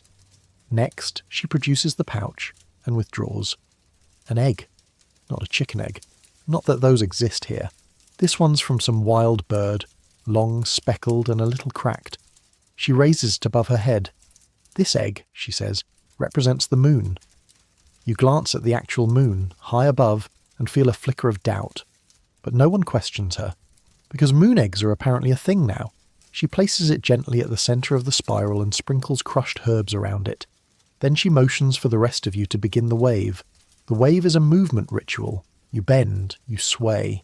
You raise your arms in a pattern that loosely resembles a tree getting bad news from the wind. You follow along, left, right, lift, crouch, grunt, repeat. At first it's awkward, but then someone starts humming. Another adds a drum beat, really just two stones clacked together. A third person naturally starts beatboxing, Paleolithic style, and somehow it works. You find a rhythm, you move together, you forget about your sore knee, your itchy bites, your half-eaten root snack. For a few moments, you're just part of something older than words. Then Grug steps forward and tosses a handful of ash over the egg. The elder freezes. Everyone holds their breath. She stares at him. He stares back, sheepish. Finally, she nods once. Very moon-like, she says. You exhale. The ritual continues. Someone adds feathers. Another waves a smouldering stick. A child, half asleep, wanders in and starts twirling in place. It's perfect. Eventually the elder raises her arms and growls gently. This signals the close of the ceremony. You all lower yourselves to the ground and lie back, eyes on the sky. The stars blink down at you. No one speaks, because somehow this ridiculous, beautiful grass circle moon egg night feels sacred. You feel the earth under your spine, the breath of the person beside you, the crackle of fire just beyond your toes, and above it all, the glowing orb that may or may not be represented by a cracked bird egg. And you smile, because for all its chaos and confusion, your tribe knows how to make a night unforgettable, with rituals you don't understand, with stories you probably made up, with grass and eggs and dignity be damned. You close your eyes and whisper, just to yourself, "Long live the moon egg." The fire's gone low again, just a soft orange heartbeat in the centre of camp. Most of the tribe has drifted off, some curled into themselves under furs, others sprawled like they've been dropped from the sky, limbs flung in all directions, and then you hear it, a grunt, a shuffle, a muttered curse. You open one eye, it's him, your neighbour from the next cave over, the one who always smells faintly of pickled roots and bad decisions. He's up again in the middle of the night, muttering to himself and sniffing something. You sigh quietly, not because he's dangerous, but because he's weird. He's always been weird. Last week he tried to invent a musical instrument using bird bones, 2 beetles and a hollow log. It produced exactly one sound, plork. The tribe still makes fun of it. The week before he attempted to tame a squirrel using only facial expressions and repeated exposure to cooked tubers. The squirrel bit him and now watches him with genuine disdain. And tonight, it seems he's cooking. You watch from the shadows as he pokes at a pot hanging precariously over a tiny fire he's built using what appears to be part of someone's discarded sandal. The smoke smells wrong. Not dangerous, just wrong. You shuffle a little closer, curious in spite of yourself. He's mumbling. Add pinch of moss. Swirl clockwise. Tap twice. You lean forward. What are you making? He startles, nearly drops the pot, then blinks at you like you're the strange one. It's stew, he says, for dreaming. Ah, you say, because you've learned that's the safest word to say around him. You peer into the pot. It's greenish, lumpy. There are floating bits that may once have been edible. You're pretty sure one of them just blinked. It smells like fermented onion met a shoe and they had a very confusing baby. He stirs proudly. Want to try some? You hesitate. You've had worse. Grug's ash soup, for instance. And that one time someone tried to roast fish inside a hollow gourd, which exploded spectacularly. But something about this stew feels mystical, possibly illegal, so naturally you say yes. He hands you a bark cup filled halfway. You sip. It's warm, thick, vaguely nutty, sharp, bitter, slightly sweet, and somehow fizzy. You blink. He watches. Well, he asks, I think I saw my ancestors for a second. He beams. You finish the cup, unsure whether it was medicine, madness, or just very old broth. He says nothing more, just pats your shoulder and returns to stirring. You head back to your sleeping mat, the stew warming your belly and fogging your mind in equal measure. You lie down, eyes wide as your thoughts begin to unravel in a very peculiar direction. The stars above seem closer. The goat, yes, still awake, is chewing grass and nodding knowingly. A beetle strolls across your chest, then politely leaves. You close your eyes and let the strange dreams come. In them, the Squirrel Queen is hosting a feast. Grug is dancing. The stew pot is speaking Latin. The sky is dripping like honey. The moon egg hatches into a tiny glowing elk that climbs onto your shoulder and whispers secrets. You wake hours later to find the camp quiet, the pot empty, and the stew cook snoring gently beside the fire, one hand on his ladle like it's a newborn pup. And somehow, despite it all, you feel better. Not clearer, but better. Because every tribe needs one of those people, the weird neighbour, the walking question mark, the stew brewer. They remind you that life doesn't always have to make sense. Sometimes it just has to bubble and blink and taste like curiosity. The dawn creeps in quietly today, as if it knows everyone had weird dreams and could use a gentle approach. No dramatic rooster, no sudden downpour, just light, mist, and the soft cooing of some overly enthusiastic pigeon in a tree nearby.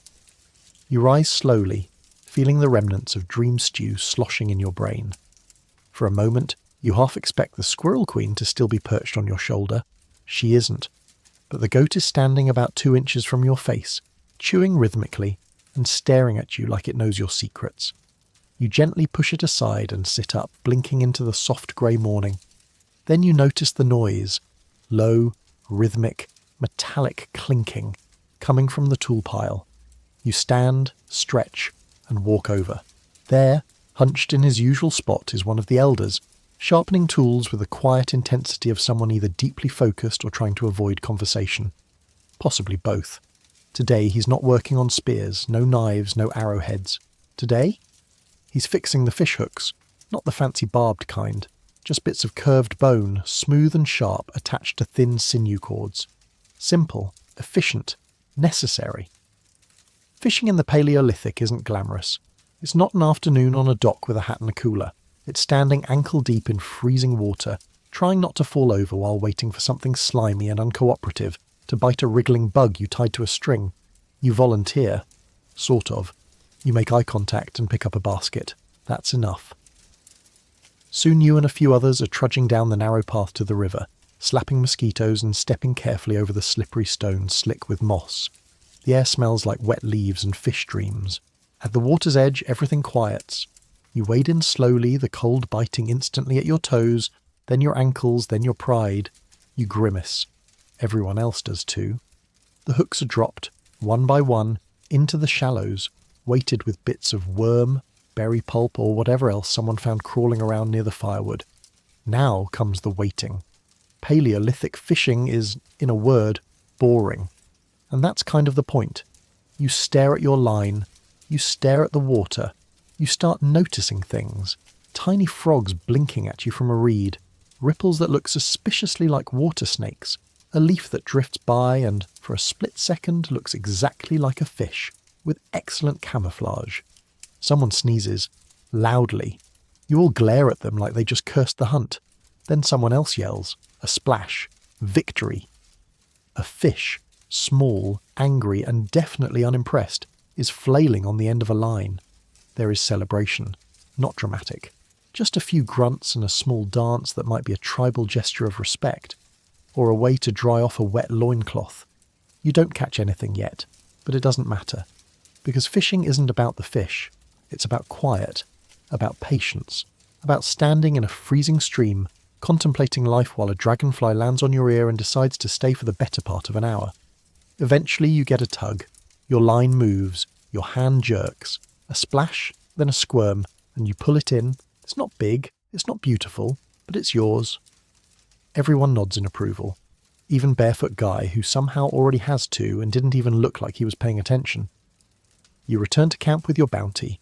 A modest string of fish, proudly held aloft. Someone offers to gut them. Someone else critiques their size. You smile and say nothing, because today you stood in cold water. You felt the tug. You caught dinner. And more than that, you found stillness in the swirl of chaos. In a world of noise, dancing goats, and stew-induced visions, sometimes all it takes is a line, a hook, and a little cold water to feel grounded again. The fish are roasting over the fire now, split, spiced. if you count wild onions as spice, and sizzling on flat stones. The scent fills the camp, smoke curling lazily into the sky as the sun slides downward, painting everything in gold and fatigue. You sit near the flames, tired in that full-body, honest kind of way. The day has been long. You've foraged, fished, debated the economy of honey, and attended at least one moon egg ceremony. And now it's time for the final and most exhausting challenge of the day. Decision-making, specifically where to sleep. Your usual spot in the cave has been overtaken, again, by someone's cousin's cousin, who thought it was community space. Another corner is soaked from the storm. The best patch of ground by the fire has been claimed by the goat, who somehow looks smug even while drooling. So you wander, scanning for that sacred combination of flat, dry, and unoccupied. You find a decent spot near the edge of the clearing, under a tree with wide leaves and questionable sap. You press your palm to the dirt. Cool, firm, minimal rocks. A winner. As you begin arranging your mat, i.e. a bundle of fur with dreams of being a mattress, others nearby are doing the same. There's a kind of sleepy choreography to it. Some roll out hides, some tuck children into leaf bundles, and others, mostly elders, just collapse wherever they happen to land. You pause, watching the sky shift through shades of burnt orange, lavender, and finally that perfect dusky blue. You feel it, the quiet before full darkness, the transition. Then, of course, comes the night watch argument. It happens every evening. Someone grumbles, "Who's on first watch?" Silence. Someone else points to you. "Didn't you not do it last night?" You hold up your hands. "I was on second watch." "Liar," someone says cheerfully. "You were asleep on your spear." The group starts tallying past watches with the fervour of ancient accountants.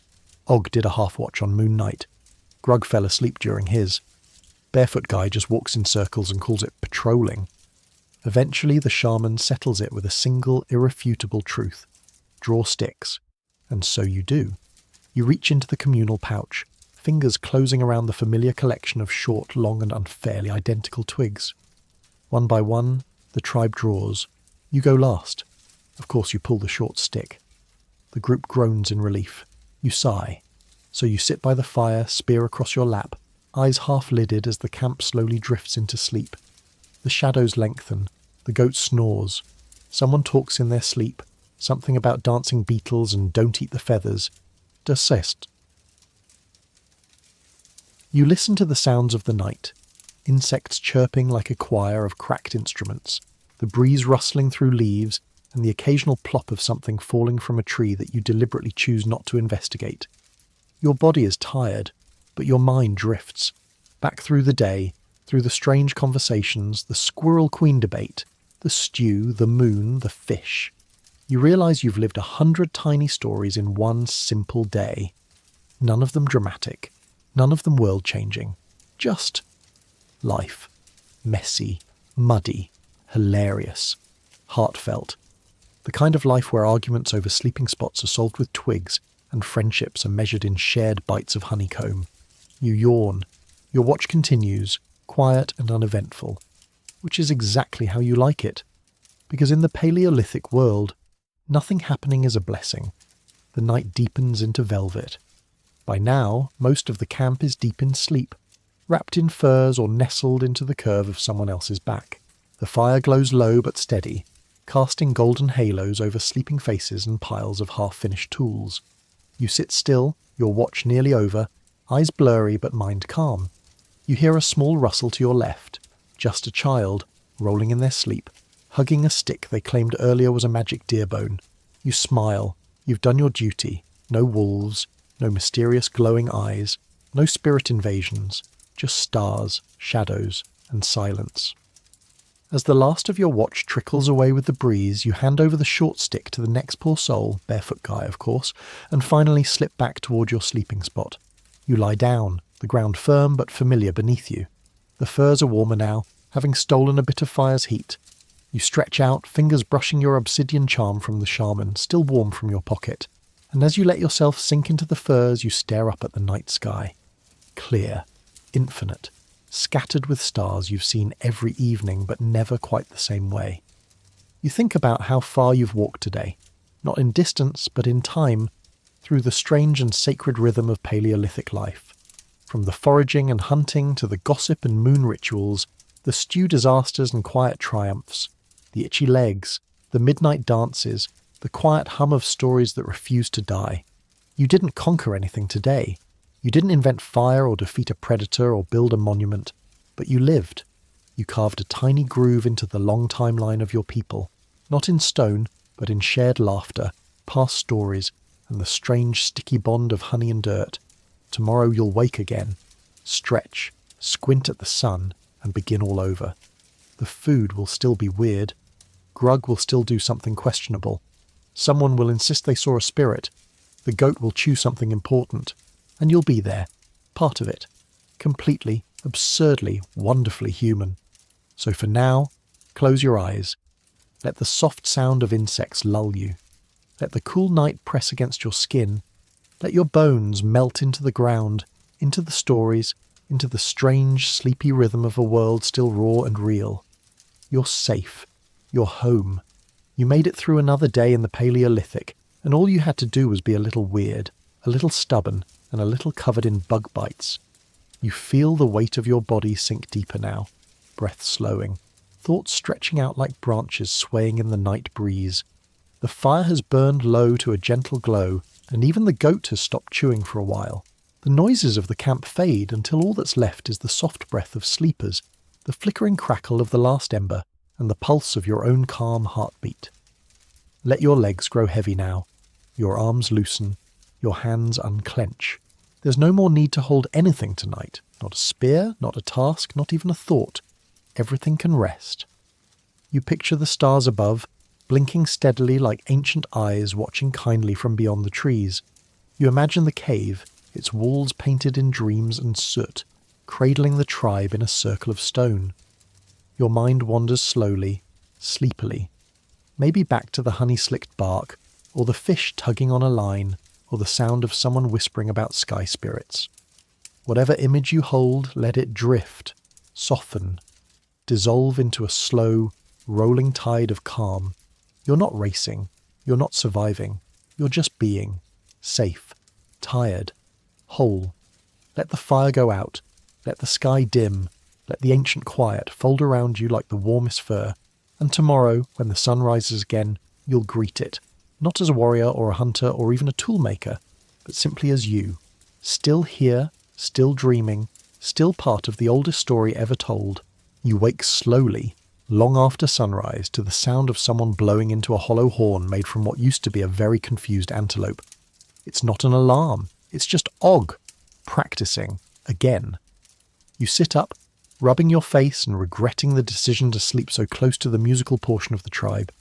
He toots another note, somewhere between a wounded duck and a haunted tree. You nod politely. It's early. Too early for jazz antelope, but no time to dwell, it's cleaning day. Now, cleaning is a generous term. In the Paleolithic, it means hauling out old bones, re-smashing fire pits, and yelling at children who keep turning sacred cave corners into urinals. You join a crew dragging out damp pelts and reorganising storage piles that haven't been touched since the last lunar cycle. You discover a mystery pouch under a mat. It smells like fermented roots and ambition. No one claims it. You bury it quietly and say nothing. Then comes the part everyone dreads, moving the latrine stone. You've all agreed it was a good idea back when someone's foot fell in the wrong spot. But now, it's heavy, it smells, it's cursed, and of course, the goat knocks it over halfway through. Still, there's a strange satisfaction in cleaning the mess of your own people. The dried moss gets replaced. The fire pit is refreshed. The rocks are restacked. Someone arranges a few decorative bones in a sun pattern. You all step back, squint, nod. It's not glamorous, but it's home. And by midday the place almost looks tidy, in a Paleolithic kind of way. With the cleaning done, it's time for something every tribe secretly loves. Visitors. You hear them before you see them. Low whistles from the tree line, the sound of sticks crunching under feet, and that distinct tone of, I hope they're bringing shiny things. You stand with the others as the neighbouring valley tribe appears. 5 figures, 2 carrying bundles, one with a decorative hat made entirely of woven bark and bird feathers. Impressive. A little itchy looking, but impressive. There are no formal greetings, just grunts, shoulder taps, and an awkward silence while everyone pretends to remember names. Then the bartering begins. They lay out their goods, riverstones smoothed to perfection, oddly shaped roots, one dried lizard, and something they claim is sky salt. No one knows what that means, but it sparkles. In return, your tribe offers 2 bone tools, a string of painted beads, 1 small hide pouch, and Og's soup, which is politely declined. The real excitement? The trade stick, an ancient piece of driftwood carved with spirals. It gets passed back and forth during negotiations. Whoever holds it speaks, whoever doesn't, listens. Sometimes. You end up with the salt, the roots, and the hat.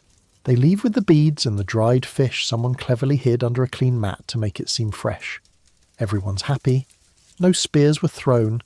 That's a win. Visitors leave, and you all sigh in relief. Entertaining is exhausting, even in the Stone Age. After the visitors leave, there's a collective decision: nap time. Not for the children, of course. They're now reenacting the entire barter session using sticks and aggressive rock throwing. But the adults? Done. Absolutely cooked. You sprawl in the shade, head resting against a pile of warm furs, and begin drifting off to the sound of crickets and far-off giggles. But then you hear it. A single, sharp squeak. You open one eye. The shaman's toad, usually quiet, always ominous, is hopping toward you.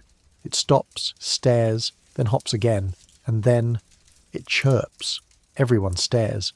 The shaman gasps. It speaks! You blink. It squeaked.